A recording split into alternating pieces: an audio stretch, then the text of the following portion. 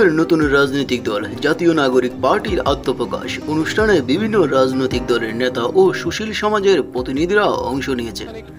শুক্রবার 28 ফেব্রুয়ারি বিকেল 4টায় রাজধানীর মানিক মিয়া অ্যাভিনিউ জাতীয় নাগরিক পার্টির আত্মপ্রকাশ অনুষ্ঠান শুরু হয়।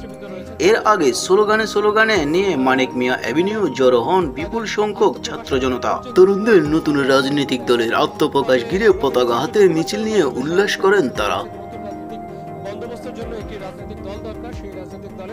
নতুন রাজনৈতিক দলের অনুষ্ঠানে অতিথি হিসেবে যোগ দিয়েছেন বিএনপির সিনিয়র যুগ্ম মহাসচিব রুহুল কবির রিজভী, যুগ্ম মহাসচিব শহীদ উদ্দিন চৌধুরী অ্যাডি, জামায়াতের আমির সেক্রেটারি জেনারেল মিয়া গোলাম ফরওয়ার্ড, নাগরিক ঐক্যের সভাপতি মাহমুদুর রহমান মান্না, গণসংহতি আন্দোলনের প্রধান সমন্বয়কারী জুনায়েদ শাকিল।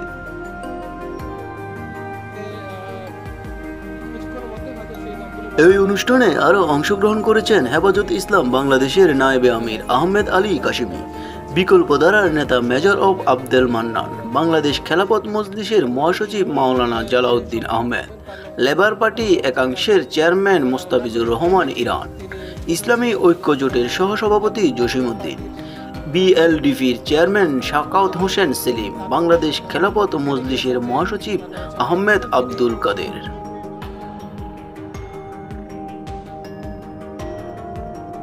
তবে তরুণদের নতুন রাজনৈতিক দলে আত্মপ্রকাশ অনুষ্ঠানে নেতাকর্মীদের পাশাপাশি জুলাই অভ্যুত্থানের শহীদ পরিবারের সদস্য ও আহতদের যোদ্ধারাও অংশ নিয়েছেন।